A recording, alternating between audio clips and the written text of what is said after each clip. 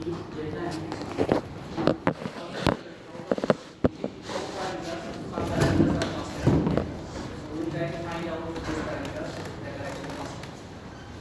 what is actually V? V is the voltage magnitude of infinite bus, right? And we know that the voltage magnitude and the frequency of infinite bus remain constant, right?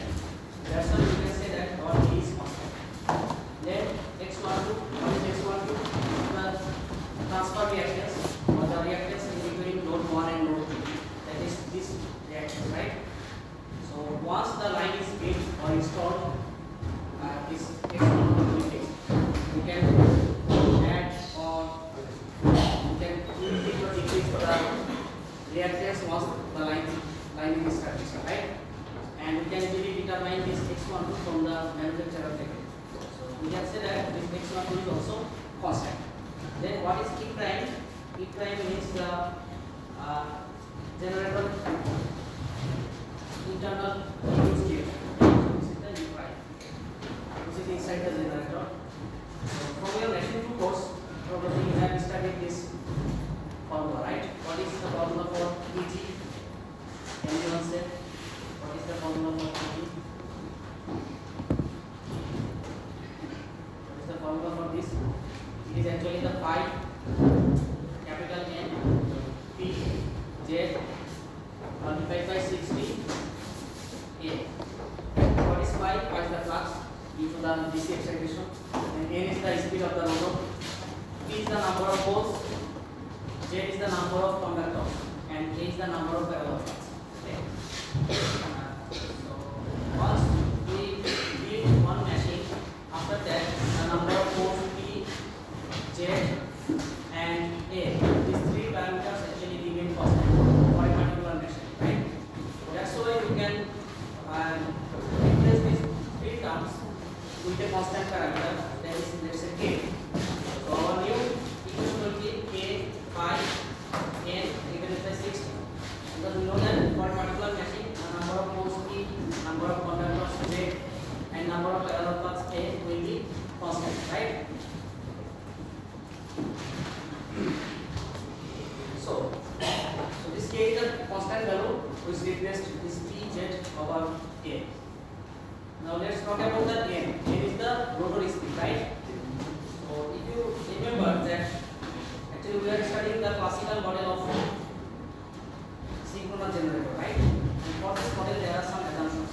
Look, in this point, we assume that the input mechanical power to the generator is constant during the period of study, right? So this is one assumption. So if the PM is constant, okay, so this PM is delivered to the rotor using a shaft, right, or using a prime mover. So this mechanical power input for the prime mover is constant. That means the rotor speed will also be constant, right? So we can say that for our classical model, the N rotor speed remains constant. So we can term this parameter as constant. Then the phi, what is phi? The flux that is generated due to the DC excitation, right? In some of our previous classes, we said that the DC excitation is provided to the rotor coil so that some amount of field current can be generated, and that field current will produce some flux. Okay, but in our classical model, we assume that we are not considering the excited dynamics. That means our excitation system voltage will be fixed, and the field current IF is assumed to be constant, right? If IF is constant, our phi will also be constant, okay? And also the generator stator induced voltage will also be constant. Okay? So using this assumption, we can say that our flux actually remains constant. Okay? This flux remains constant. So here all the parameters are constant. So subsequently this EG will be constant. Okay? Now in this equation, you can see this magnitude of E prime or the magnitude of the internal EMF of generator will be constant. Okay. So these three parameters are very constant. Only parameter that is actually the delta, right? Our P value will vary with respect to delta, and obviously this P is the sign function of delta, right? Now if you want to plot P versus delta curve, let's say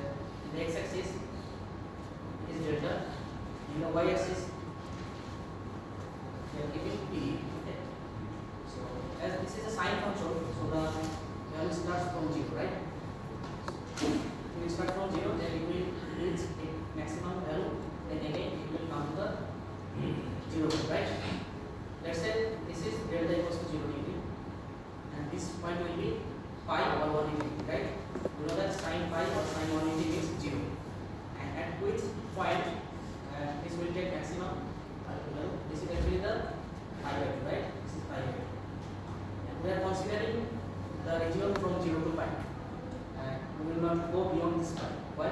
Because if we go beyond this pi, then we will get this curve, right? Yes, this is twice pi. And here the P value is negative. P negative means actually the machine is taking power, right? So which type of machine is it? It is actually the motor, right? So this region is for the motor region, but we are studying the synchronous generator. That's why we will be only in this region. Okay? So that's why we are focusing on from 0 to pi region. Okay? So let's begin this question.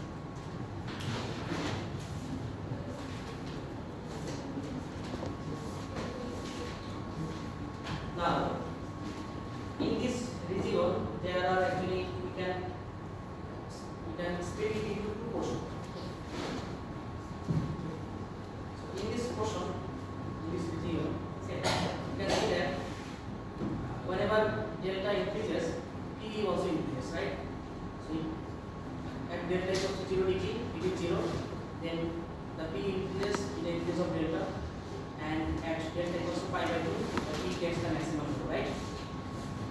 And in this video, in the next half portion, the P value actually decreases with respect to the delta value, right? You can see that after exceeding the pi by 2 value, the P value decreases and it becomes 0 at delta equals to pi. So we can say that in this first region, our change of P with respect to the delta will be a positive, right? This one will be positive. But in this region, the change of P over delta will take a negative value, right?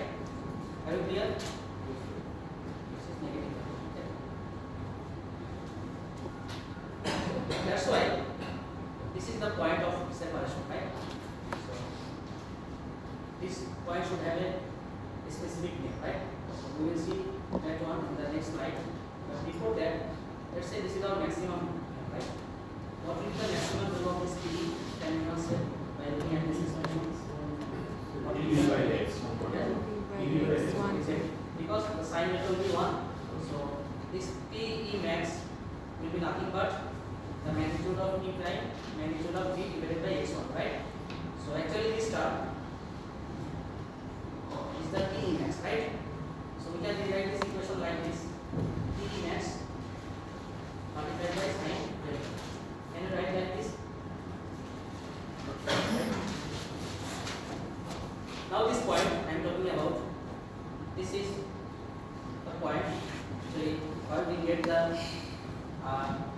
maximum value of power. If we move forward, then our power decreases, right? This point has a special name. It is called the, look, this is the figure, same figure that I drew in the last slide. Okay, so this is the P versus delta curve, and this curve is known as power angle curve. This is known as power angle curve. Why? Because this is power, this is angle, this is called the power angle. And the maximum power that is referred here is known as the steady state stability limit. Okay, this is the steady state stability limit. Okay, and this power is occurring at pi by 2. Okay, so why the name is like this? That thing we will discuss in our next slide. Okay, in the next slide we will discuss the steady state stability or the small disturbance stability. Okay, in that slide we will actually study that why this name is like this. Okay, also in the slide we will discuss these two points. Okay, so we are not discussing these 2 points now, but remember that whenever we will be in the next slide, then again we will come back to this page and we will explain these 2 points. Okay, but from this slide, the only idea that you have to have is that the P versus delta curve is the power angle curve, and this maximum power is denoted by the steady state stability limit. Okay, and this maximum power is occurring at pi by 2. And we are only focusing from 0 to pi, because if we go beyond the pi, then the P gets the negative value, which can be the motor region. Okay, so you can see this is the expression of P, and these 3 terms we can replace it by P max, right? That thing has been written over here in the sign delta. Then another equation for E prime. So what is this E prime? If you just look at this picture, look, this is the E prime, the internal induced EMF of generator. This is the transient reactance, so there will be some voltage drop. After that we will get some terminal voltage AC. Okay, so let's say the current that is flowing through this transient reactance is the I grade or the armature current. Okay, so using the KVL we can write like E prime minus J I A x d prime, that will be equal to easy, right? Do you know this thing? It's a simple KVL rule, right? So if you place this thing in that side, so E prime will be Vg plus J x d prime, right? This thing. So this is written over here that E prime will be Vg plus J x d dash I A. Okay. So why this is needed? Because whenever we solve some mathematical problems, we will see that we have to use this equation to find the E prime. Okay. Because in the question paper maybe the I will be given, x d prime will be given, and then terminal voltage D will be given. Okay. So from that information you can easily extract the value of E prime using this formula. Okay. That's why this formula is needed. But do you have any question after this? No, right? So up to now we have derived the swimming equation and also the expression of this P. But can you say that we have derived all of these equations for which type of machine? Cylindrical machine or non-cylindrical machine? In the classical model, we have neglected the salience of the generator, right? That was one of the assumptions. So the saliency of the generator is neglected, right? That is, the generator is having to be of cylindrical type rotor. Cylindrical type rotor means non-cylindrical rotor or non-cylindrical machine, right? So up to now, whatever equations we have derived, all are applicable only for the non-cylindrical machine. But if our machine is cylindrical machine, at that time the equations will be different. Okay. Now we will gradually move our discussion to the cylindrical machine, and we will try to establish the same expression that we did for the non-cylindrical machine, that we again do it for the cylindrical machine. Okay. But before that, let's differentiate between the cylindrical and the non-cylindrical machine in this case. Probably I have already discussed this thing that in the cylindrical machine, actually for both these two type of machines, the stator construction is same. Okay, the stator part is same. Only difference is in the construction of the rotor. Okay, that's why the cylindrical machine is called sometimes the cylindrical rotor, and non-cylindrical machine actually is the non-cylindrical rotor. Okay, actually because the changes is inside the construction of the rotor. Okay. I already told you that in the cylindrical machine, what is the definition? Definition is that here the poles are clearly visible, right? And we can count the pole numbers. We can easily distinguish the poles, right? That is the cylindrical machine, like this. But in the non-cylindrical machine, actually we can't count the pole numbers. Okay, this is kind of roundish type, and here the poles are actually given. This is the non-cylindrical machine. These are the cross-sectional views of non-cylindrical and cylindrical machine. You can see for the cylindrical machines, the projections of the poles are visible, right? And you can count the pole numbers: 1, 2, 3, 4, 5, 6, 7, 8. When the pole number is 8, right? But for the non-cylindrical, this is the cross-sectional view. That's why you can see the poles here: north, south, north, south. So how many poles? 4 poles, right? But in the practical view, these poles are actually given, okay? Because this is the cross-sectional view, that's why you are able to see the poles. But in the practical view, you will not be able to see the poles. Those are actually hidden. That's why we can count the pole numbers, okay? So this is called actually the non-cylindrical machine. And the example of non-cylindrical machine is the cylindrical type machine, okay? Now, can anyone say actually what are the applications of this cylindrical machine and the non-cylindrical machine? In which areas actually we use this type of machines? Okay, so that thing, to know that thing, you should understand this formula for synchronous system. Can you remember the formula for synchronous system? 120 L over P. What is P? Is the number of frequency, right? So from this you can write the expression of F, it is ns multiplied by P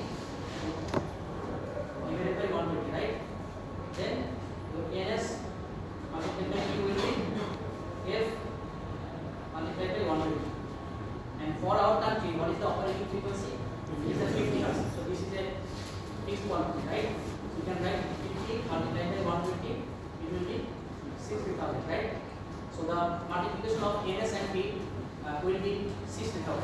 So this will have a fixed value, that is 60,000, right? Now, in practical case, the number of poles of non-cylindrical pole machine are either 2 or 4. Okay, this is the practical scenario that for non-cylindrical pole machine, either the pole number is 2 or 4. But for the non-cylindrical pole machines, actually the number of poles are higher comparatively than the non-cylindrical machine. Okay, let's say it takes 8 poles or 16 poles or 32 poles or 64 poles like this. Okay, so the pole numbers are actually higher in case of cylindrical machine. Now, if you look at this equation, here your NS multiplied by P should be 60,000 for both cylindrical machine and the non-cylindrical machine. Okay. Now, if I say you to compare between these two, which one will be higher? Because we know the number of pole is higher here and number of pole is lower here, right? So, what will be the case here? The NS of cylindrical machine will be lower, right? And it will be higher. So that the multiplication can give us this 60,000, right? I will understand this thing. Let's say here the pole number is, let's say it is actually, let's say 32. Okay. Let's keep it okay, 32. So what will be the NS? So 60,000 divided by 32, probably it will be around 200, right? Yes. Like this, 200 RPM. Okay. And here let's say the P is 4. Okay. For this non-cylindrical case, then the NS will be 50% RPM. So that the multiplication of these two gets 60,000, right? Actually, probably it will be 6,000. Okay. 6,000. Okay. So now you can see that NS is lower for cylindrical machine, but NS is higher for non-cylindrical machine, right? But you may ask one question there, sir, NS is synchronous speed, so it should be the fixed. Why it is working? Okay. Yeah, NS should be fixed when the one particular machine is operating. At that time, NS should be fixed. But this is the formula of NS. Using that, you can find the NS of that machine. Okay. So this is the initial value of the NS. So for this machine, the NS is 200 RPM. And whenever this machine will rotate, NS will be fixed. It will be 200 RPM. That is the concept of NS. That it is fixed. Okay. For a particular machine. For this machine, the NS is 1500. So whenever this motor operates, always the synchronous speed remains at 1500 RPM. Okay. That's why we are calling that synchronous speed is a fixed speed. But it obviously varies machine to machine, right? Let's say for cylindrical machine, the NS is lower, right? So that's why this cylindrical machine is used in the hydro turbines. Because in the hydro turbines, the speed is comparatively low. Okay. But for the gas or steam turbines, we require actually very high speed, okay, to produce electric power. That's why in gas or steam turbines, these non-cylindrical machines are used, whereas in hydro turbines, these cylindrical machines are not used. Okay, these are the applications of these two machines. Any question here?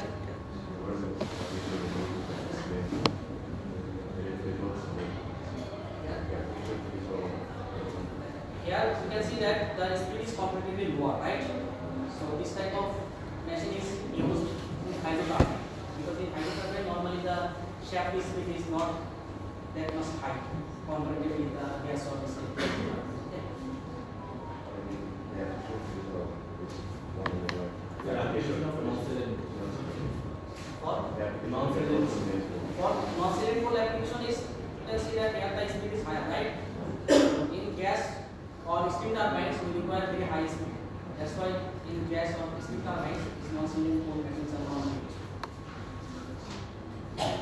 So now let's try. This is the conversion of current eraser, right? We need this slide to understand the concept of G and Q axis. for serial machine. I think you should know this convention, right? Whenever the current is flowing out from one certain conductor, we see the tip of this arrow that looks like dot, right? That's why dot means the current actually flowing out from the conductor. Whenever the current is flowing into one conductor, let's say this current is flowing into the conductor. If you are here, okay, you will see the tail end of this arrow, right? So it will look like this. That's why whenever this plus sign is there, you will assume that actually the current is flowing into the conductor. Okay, this is the convention. Any question there? No, right? Now,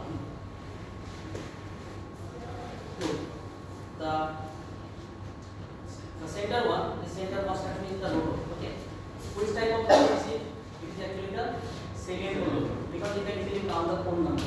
This is one pole, this is another pole. Okay, there are two. The second pole. And the outer periphery is actually the stator. This is the stator. Okay. And there are three sets of coils mounted on the stator wheels. Okay. Look, there are three phase stator coils. There actually are the AA prime. This is one set of coil. BB prime, another set of coil. CC prime, another set of coil. Okay. And these three coils actually are 120 degree apart from each other. You can see this is coil A, this is coil B. So how much electrical degree, what mechanical degree is there? This is 120, right? Again, from B to C is 120 degree apart. From C to B is 120 degree. Okay. So all the coils are actually 120 degree apart from each other. Now, look, this is A, this is A prime. It will form one set, right? Let's say this is the path for current flow. Okay. So what is the direction of the current? Can anyone say? From A to A prime or A prime to A?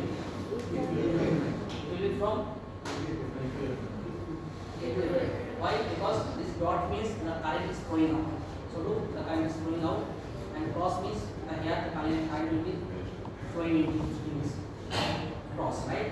So it will be like this.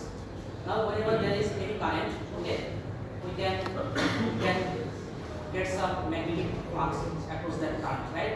And the direction of the magnetic flux can be determined by the right hand rule. Okay, so let's say this is the right hand rule.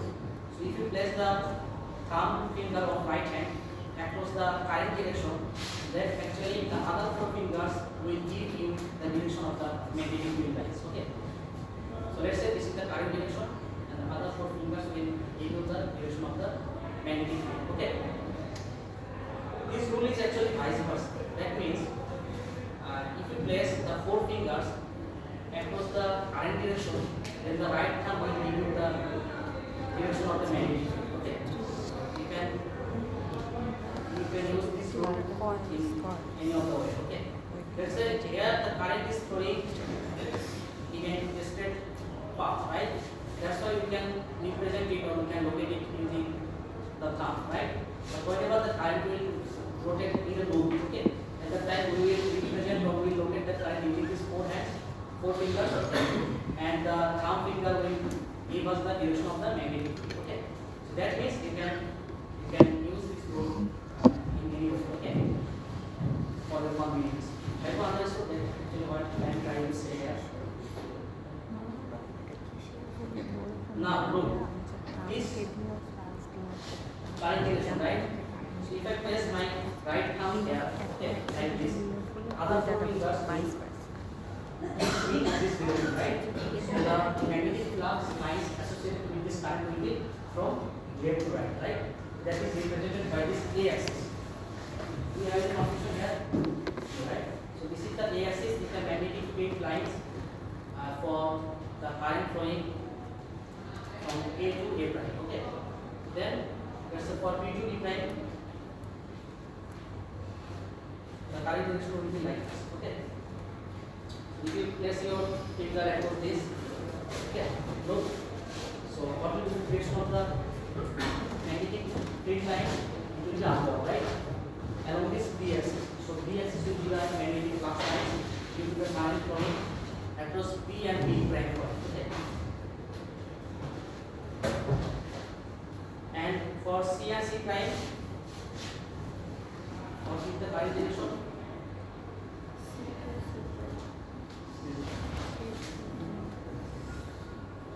From this to this, right?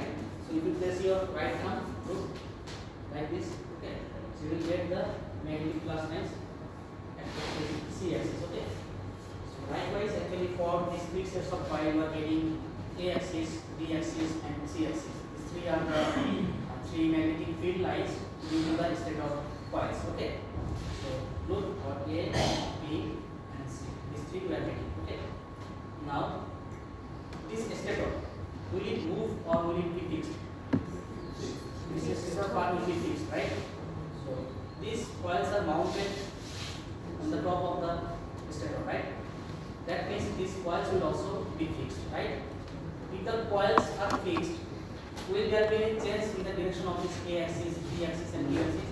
No, the direction of these three axis will be same, right? So if I say that in space they are actually fixed, okay? In space they are fixed. These three axes. But look, the current that is flowing from A to A prime, obviously this current is not DC current. Let's say this is AC current, right? So AC current sometimes take maximum value, sometimes takes zero value, right? So depending on the magnitude of that AC current, the magnitude of the magnetic field line will vary, right? So let's say whatever the current is maximum, we are getting this maximum magnetic field. If the current gets reduced, then we will get less this value. So this, if the current zero, then let's say our magnetic flux line will remain like this, okay? But always the direction will be in this side, okay? Or the direction will be in this B axis for B prime, and the direction will be always in the C axis for CC prime coil, okay? Any conclusion here? That I have said that it is space fixed, but with respect to time, the magnitude will be varying, okay? Now let's talk about another set of coil that is mounted on the rotor, FD prime. This is called the rotor coil. Okay. The rotor coil.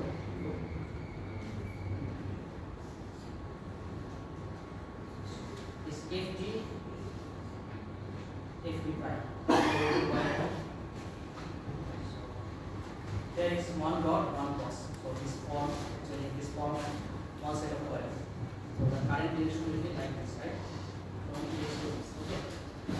So for this current direction, if you place your finger like this, okay, you will get the magnetic flux line across the G axis, right? So this G axis is the magnetic flux line, yeah. This thing, this direction, you didn't understand. So this is dot, this is cross. The current will be flowing from this dot and will enter the cross, right?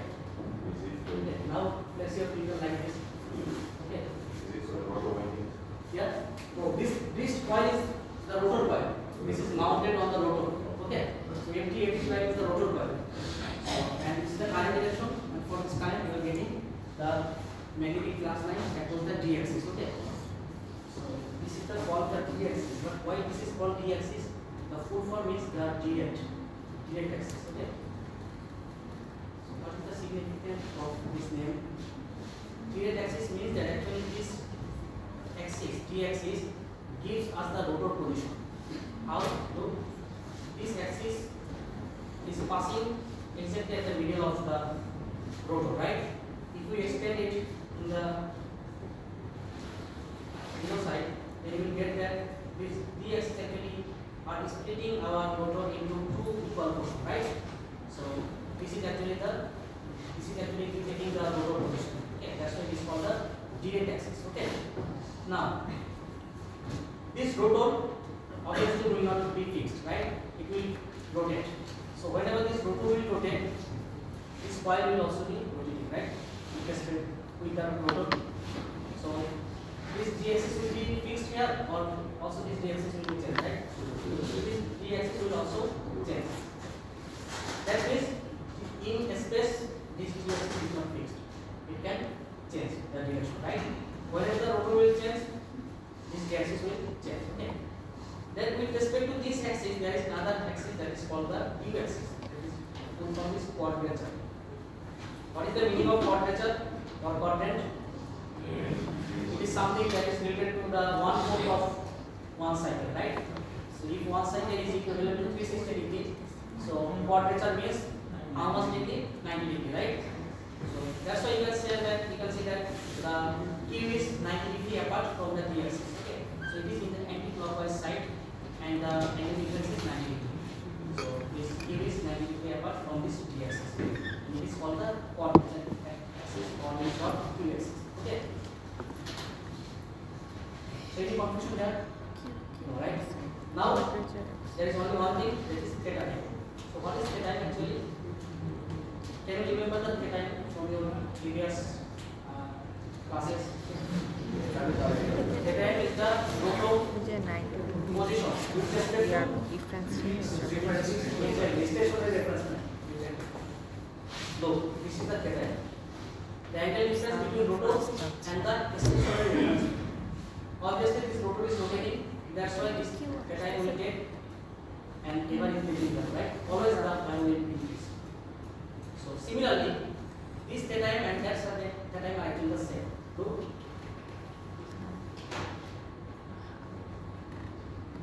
Here this theta time is the angle between this D axis and this A axis. A axis is fixed or not? Will it change? No, because this is the state of field lines, right? That's why this line will be fixed. So we can call it as our reference frame, which is stationary at this position. Okay. What is the D axis? It is actually referring the rotor position, right? Whenever this rotor will rotate, this D axis will also rotate accordingly, right? So this theta time is nothing but the angular distance between this rotor position and this stationary frame. Okay. So have you understood this thing? Can you relate this theta time with the previous theta time? Theta time usually have the same thing. Yeah. The axis is reference. Yeah. A axis is reference. Here, this A axis, B axis, and C axis are the magnetic field lines for the stator coils A prime, B prime, C prime, right? Here actually we are taking this A axis as our reference and we are measuring this theta time with respect to this. Okay. We can measure it with respect to B axis, no problem. We can refer it as theta time. It will be fine, no problem. Because this theta time will be an ever increasing parameter. Always the rotor will rotate and it will be changing. Okay. So we can take it with respect to C axis, no problem. But in this, for our convenience, we are measuring this theta with the axis. Okay. Any confusion after now? The Q axis is not any magnetic cross lines. Okay. So the G axis is for the current flowing across FG to FG prime coil. Okay. And whenever you can draw or you can rotate the T axis, after that you will draw Q axis that will be 90 degree apart from this T axis. Okay.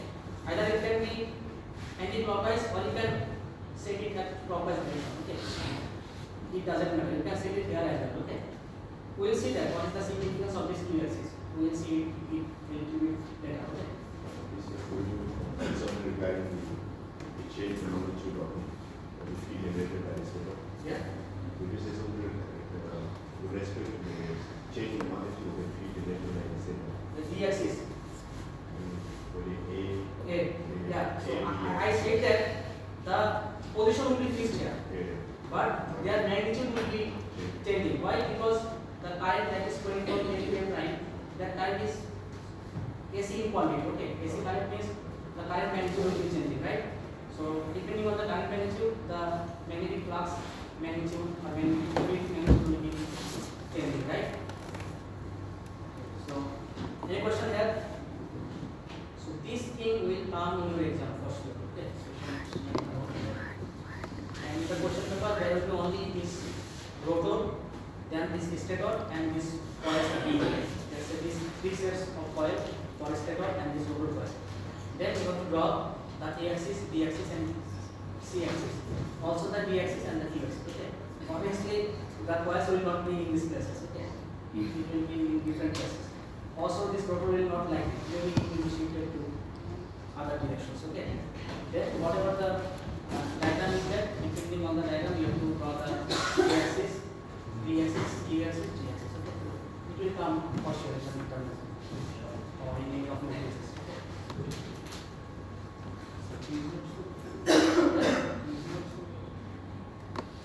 So for the quizzes, actually we have I do not know whether the news is sad or happy for you. Maybe we will not take any quiz for this course. Okay. So what are we going to say now? Actually, I do not know exactly because the result is that you know that our department is applying for the OT accreditation, right? So in the last week, a team of reviewers came to our department and they reviewed our activities, whether we are in the correct path or not. Okay. Actually, they maybe if they gave us some mark, maybe that marks would be 100 or even minus out of 100. Okay. Because our performance was very much poor. Okay. That's why we are doing this thing again from this class. Okay. Now there is one thing. This is called the dominating model. Okay.